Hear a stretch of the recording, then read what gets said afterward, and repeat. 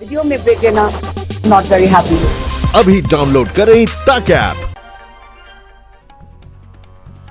नमस्कार, आप देख रहे हैं आज तक और आपके साथ मैं हूं शशि तुषार शर्मा। और सुबह सुबह में अब बात करते हैं शहीद कर्नल आशुतोष की, जिनको आज अंतिम विदाई दी जाएगी। देश के लिए जान देने वाले इस वीर की ये विदाई जयपुर में होनी है। 21 राष्ट्रीय राइफल्स के कमांडिंग ऑफिसर के लिए यूपी के सीएम योगी आदित्यनाथ ने उनके परिवार को 50 लाख रुपए और सरकारी नौकरी देने का ऐलान किया है। हंदवाड़ा में देश की आन बान और शान की रक्षा के लिए सेना के 5 शूरवीर बलिदान हो गए, लेकिन जाते जाते 2 विदेशी आतंकियों समेत लश्कर-ए-तैयबा के कश्मीर चीफ हैदर का सफाया कर गए। इन जांबाजों ने आतंकियों के ठिकाने को भी तबाह कर दिया। देश नम आंखों से इन वीर सपूतों को अंतिम विदाई देगा। इस ऑपरेशन की अगुवाई करने वाले 21 राष्ट्रीय राइफल्स के commanding officer colonel Ashutosh Sharma को अंतिम विदाई जयपुर में दी जाएगी, जहां उनका परिवार रहता है। हालांकि कर्नल आशुतोष शर्मा प्रयागराज के रहने वाले थे। यूपी सरकार ने शहीद कर्नल आशुतोष शर्मा के परिवार को 50 लाख और घर के एक सदस्य को सरकारी नौकरी देने का ऐलान किया है। इसके अलावा योगी सरकार ने उनके गांव में गौरव द्वार बनाए जाने का भी ऐलान किया है। सेना बीते 6 दिनों से हंदवाड़ा और उसके आसपास के इलाके में लश्कर के खूंखार आतंकवादियों की तलाश कर रही थी। 28 अप्रैल को राजवाड़ा के जंगलों में सुरक्षा बलों को आतंकियों के छिपे होने की सूचना मिली। सर्च ऑपरेशन शुरू हुआ और 1 मई को दिन में 3 बजे मुठभेड़ शुरू हुई।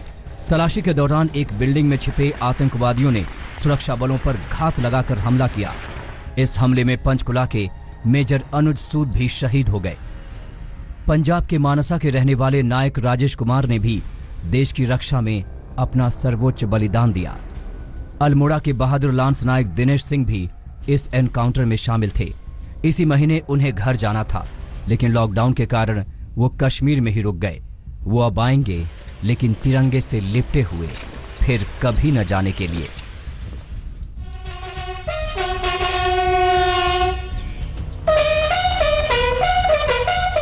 एनकाउंटर में जम्मू कश्मीर के सब इंस्पेक्टर शकील काजी भी वीर गति को प्राप्त हुए।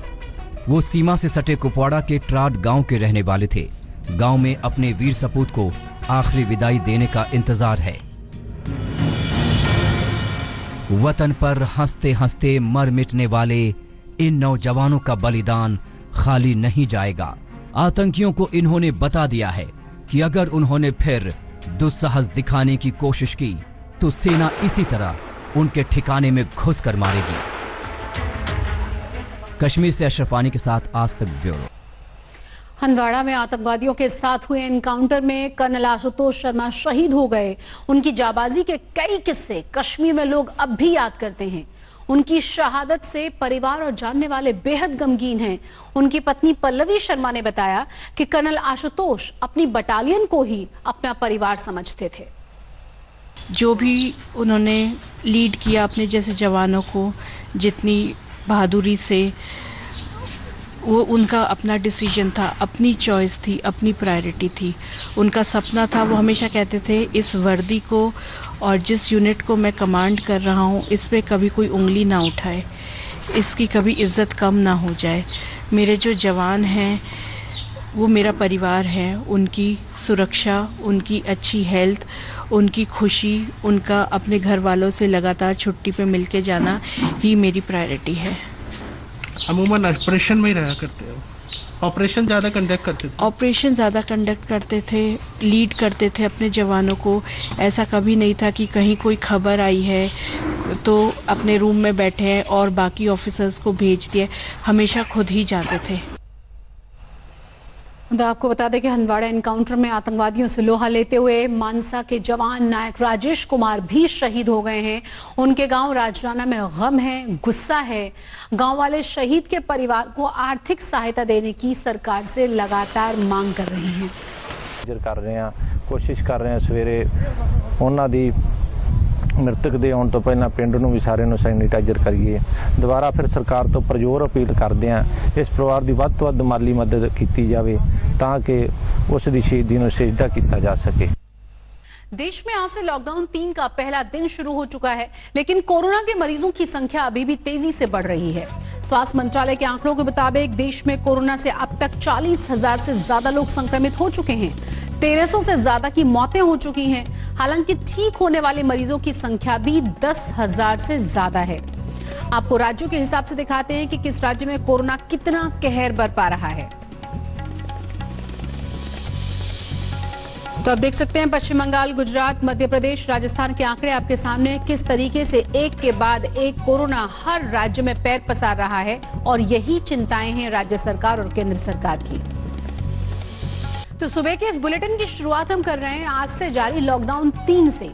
दिल्ली समेत देश के अलग अलग राज्यों में आज से लॉकडाउन 3 शुरू हो चुका है। आज से कुछ और शर्तों के साथ छूट बढ़ाई जा रही है। राजधानी में जहां सभी सरकारी और निजी दफ्तर खुलेंगे, तो वहीं उत्तर प्रदेश में भी स्पेशल इकोनॉमिक जोन में लोग काम कर पाएंगे। 40 दिन के लॉकडाउन के बाद 14 दिन का तीसरा लॉकडाउन आज से शुरू हो रहा है। कोरोना को हराने के लिए सरकार ने तीसरी बार ताला लगाया है, लेकिन इस बार कुछ ढील के साथ।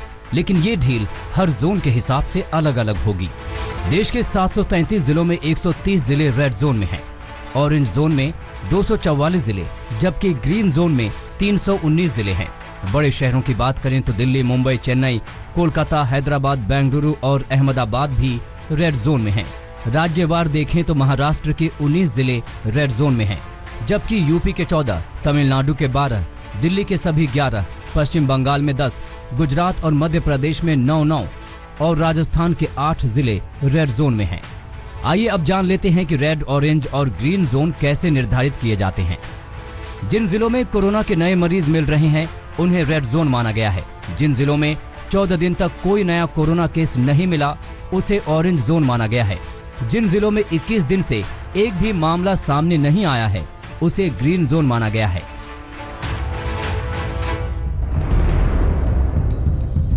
लॉकडाउन 3 में सरकार ने रेड जोन में भी कई रियायतें दी हैं। शादी ब्याह के लिए 50 से ज्यादा लोग इकट्ठा नहीं होंगे और सामाजिक दूरी का पालन करेंगे। अंतिम संस्कार में 20 से ज्यादा लोग नहीं जाएंगे। शराब, पान, गुटखा और तंबाकू की दुकानें खुलेंगी, लेकिन दुकान पर एक बार में 5 से ज्यादा लोग नहीं होंगे और वो भी 2 गज की दूरी बनाकर खड़े होंगे। सार्वजनिक स्थलों पर पान, गुटखा, तंबाकू वगैरह चबाने की इजाजत नहीं होगी। ग्रीन जोन में बिजनेस से जुड़ी चीजें शुरू हो जाएंगी। बसें भी चलेंगी, लेकिन 50% से ज्यादा सवारी नहीं ले सकते हैं। बस डेपो में कर्मचारियों की संख्या 50% से ज्यादा नहीं होगी। सैलून समेत जरूरी सेवाओं की बहाली की छूट। होम डिलीवरी करने वाली कंपनियां खुल सकेंगी। Cinema hall, mall, gym, sports complex आदि बंद रहेंगे। वहीं ऑरेंज जोन में बसें तो नहीं चलेंगी, लेकिन कैब चलाने की इजाजत होगी। लेकिन एक कैब में एक ही पैसेंजर जा सकता है। ऑरेंज जोन में बाजार खुलेंगे और औद्योगिक कारोबार शुरू हो जाएंगे, लेकिन कर्मचारियों की सीमा 50% तक ही रहेगी। इस जोन में लोग कैब बुक करा के यात्रा कर सकेंगे। कैब में ड्राइवर के साथ 2 पैसेंजर ही बैठ सकेंगे। सिनेमा, धार्मिक स्थल और समारोह पर पाबंदी रहेगी। इसके अलावा जो छात्र और मजदूर लॉकडाउन में दूसरे राज्यों में फंसे हैं, उन्हें लाने ले जाने के लिए बसों और ट्रेन को चलाने की इजाजत दी गई है। आज तक ब्यूरो। तो दिल्ली के सभी 11 जिले रेड जोन में हैं, लेकिन लॉकडाउन 3 के पहले दिन कई रियायतें दिल्ली में भी दी गई हैं। आज से सभी सरकारी दफ्तर खुलेंगे। जो आवश्यक सेवाओं से संबंधित हैं उन्हें 100% खोला जा रहा है। इसके अलावा निजी दफ्तरों को भी 33% स्टाफ के साथ खोला जा रहा है। कोरोना के खिलाफ जंग में भारत में तीसरी बार लॉकडाउन किया गया है। ये लॉकडाउन 4 मई यानी आज से शुरू होकर 14 दिनों तक जारी रहेगा। इस कड़ी में दिल्ली में भी इस बाबत तैयारी की गई है। सीएम केजरीवाल ने कोरोना को लेकर रविवार को ऑनलाइन प्रेस कॉन्फ्रेंस कर कई अहम जानकारियां दी। उन्होंने बताया कि हमने फैसला किया है कि केंद्र सरकार ने जो भी छूट दी है वो सभी छूट दिल्ली के अंदर लागू होंगे। रेड जोन के अंदर जो भी छूट केंद्र सरकार ने कही है वो सब दिल्ली में मिलेंगी। केंद्र सरकार ने जितनी छूट अलाउ की है वो सभी छूट हम लोग दिल्ली के अंदर अलाउ करने जा रहे हैं। सभी सरकारी दफ्तर खुलने जा रहे हैं। कई सारे सरकारी जो एसेंशियल सर्विसेज से डील करते हैं सरकारी दफ्तर, उन एसेंशियल सर्विसेज वाले सरकारी दफ्तर में 100% अटेंडेंस होगी। दिल्ली सरकार ने यह भी साफ कर दिया है कि पान, गुटखा, तंबाकू और शराब बेचने वाली दुकानों को खोलने की अनुमति है, बशर्ते उन्हें लॉकडाउन के नियमों का सख्ती से पालन करना होगा। ग्राहकों के बीच 6 फीट की दूरी होनी चाहिए और एक समय में 5 से अधिक व्यक्ति दुकान पर नहीं होने चाहिए। जो स्टैंड अलोन शॉप्स हैं, जो नेबरहुड कॉलोनी शॉप्स हैं और जो रेजिडेंशियल कॉम्प्लेक्स में शॉप्स हैं, वो सारी खुली रहेंगी। वो चाहे एसेंशियल आइटम्स की शॉप्स हों, चाहे नॉन एसेंशियल आइटम्स की शॉप्स हों, कोई भी शॉप्स हों। तो मार्केट, मॉल और मार्केट कॉम्प्लेक्स बंद रहेंगे। Stand alone shops, neighbourhood colony shops और रेजिडेंशियल कॉम्प्लेक्सेस में जो दुकानें हैं, उनमें चाहे कोई भी सामान हो, किसी भी तरह का सामान हो, वो सारी दुकानें खुली रहेंगी। केजरीवाल ने बताया कि शाम 7 बजे से सुबह 7 बजे तक लोगों का बाहर निकलना बंद रहेगा, जब तक कि आपको किसी बेहद जरूरी सर्विस के लिए बाहर न निकलना पड़े। जिन लोगों को कोई बीमारी है या गर्भवती महिलाएं हैं या छोटे बच्चे हैं, उनको घर में रहना है। 65 साल के ऊपर के लोगों को भी घर पर रहना है। शाम 7 बजे से सुबह 7 बजे तक बाहर निकलना बंद रहेगा। केजरीवाल ने यह साफ किया कि देश के लोगों को अब कोरोना के साथ जीने का तरीका सीखना होगा। ऐसा कभी नहीं हो सकता। अब कोरोना आ गया है, कोरोना रहेगा, कोरोना जीरो हो जाएगा, कोरोना का एक भी पेशेंट नहीं होगा, आगे कोरोना कभी नहीं होगा, ऐसा हो ही नहीं सकता। पूरी दुनिया में नहीं हो रहा, ये संभव ही नहीं है। अब हमें कोरोना से जीने की, कोरोना के साथ जीने की तैयारी करनी पड़ेगी, इसकी आदत डालनी पड़ेगी। सरकारों को इसकी तैयारी करनी पड़ेगी, जनता को इसकी, हम सबको इसकी तैयारी करनी पड़ेगी।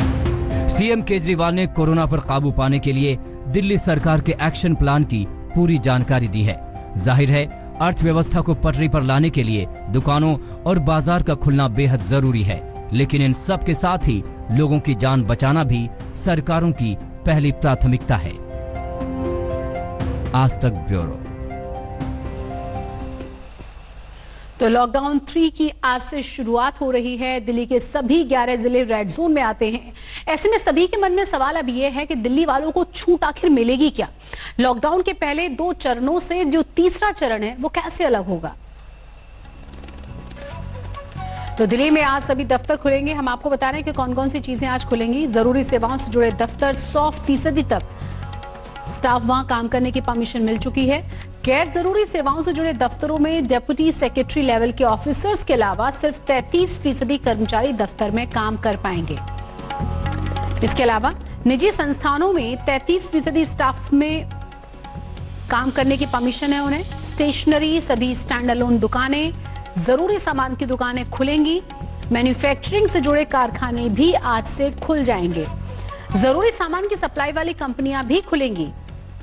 इतना ही नहीं, कार में ड्राइवर समेत 2 लोगों को बैठने की परमिशन होगी। शादी अगर है तो 50 लोग शादी में इस दौरान शामिल हो सकते हैं।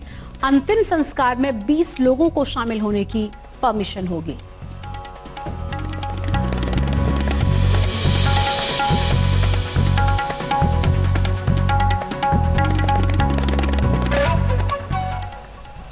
और आइए अब आपको दिखाते हैं कि लॉकडाउन 3 में दिल्ली में क्या क्या रहेगा बंद। तो स्कूल, मॉल, जिम, ये तमाम चीजें होंगी जो पूरी तरह से लॉकडाउन 3 में बंद रहने वाली हैं। स्पोर्ट्स, सोशल, पॉलिटिकल, सांस्कृतिक जमावड़ा बंद रहेगा, यानी ज्यादा बड़ी सोशल गैदरिंग नहीं हो सकती। शादी में भी सिर्फ 50 लोग इकट्ठा हो सकते हैं।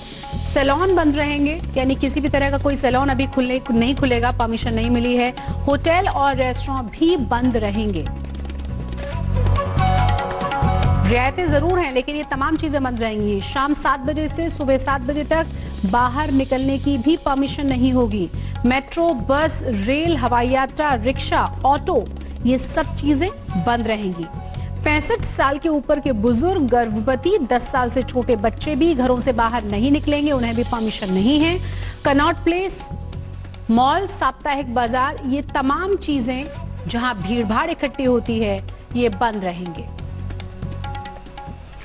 तो दिल्ली की तरह मुंबई के भी हाल बेहाल है। कल से अब तक मुंबई में कोरोना के 21 लोगों की जान जा चुकी है। वहीं महाराष्ट्र की अगर हम बात करें तो यहां मरीजों का आंकड़ा करीब 13,000 के पार है।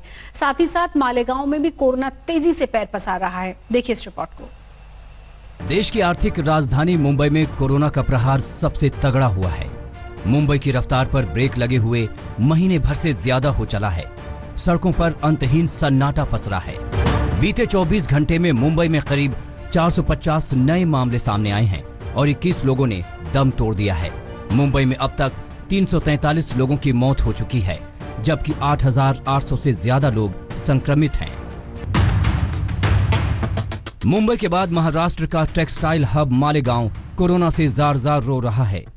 मालेगांव में अब तक 12 मरीजों की मौत हो चुकी है, जबकि 324 लोग कोरोना से संक्रमित हैं। इनमें 40 पुलिस वाले हैं। महाराष्ट्र में बीते 24 घंटे में 678 नए मरीज सामने आए हैं, जबकि संक्रमित मरीजों की संख्या करीब 13,000 पहुंच चुकी है। यहां वायरस अब तक 548 लोगों की जान ले चुका है। लॉकडाउन 3 शुरू होते ही महाराष्ट्र सरकार ने भी कारोबार में ढील देनी शुरू कर दी है।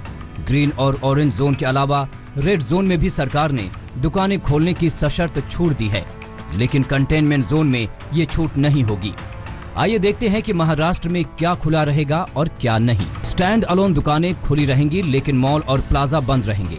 हर गली में गैर जरूरी सामान की सिर्फ 5 दुकानें खुल सकेंगी, लेकिन जरूरी सामान की सभी दुकानें खुलेंगी। सभी दुकानों में सोशल डिस्टेंसिंग का कड़ाई से पालन करना होगा। शराब की स्टैंड अलोन दुकानें खुल सकेंगी। मॉल में शराब की दुकानें बंद रहेंगी। सैलून बंद रहेंगे। दुकानों के खुलने और बंद होने का समय लोकल अथॉरिटी तय करेगी। महाराष्ट्र में लॉकडाउन 3 में ढील के साथ सरकार के सामने कोरोना के बढ़ते प्रकोप को थामने की चुनौती और बढ़ गई है। सौरभ वक्तानिया, मुंबई आज तक। और चलिए अब आपको दिखाते हैं कि कोरोना का ताजा आंकड़ा आखिर क्या है, क्योंकि ये बहुत ही जरूरी खबर है। अलग अलग राज्यों की हम बात करें तो लगातार मामले बढ़ रहे हैं। 40,263 मामले अभी तक सामने आ चुके हैं। एक्टिव जो केसेस हैं वो 28,070 हैं। अच्छी बात यह है कि जो ठीक हुए लोग हैं उनकी संख्या 10,847 है, जबकि 1,306 लोग अपनी जान गंवा चुके हैं। नमस्कार, मैं हूं अंजना ओम कश्यप। हमें उम्मीद है ये वीडियो आपको पसंद आया होगा। लेटेस्ट खबरों के लिए यूं ही देखते रहिए आज तक, और इस वीडियो के पसंद आने पर लाइक, शेयर एंड सब्सक्राइब करना ना भूलें।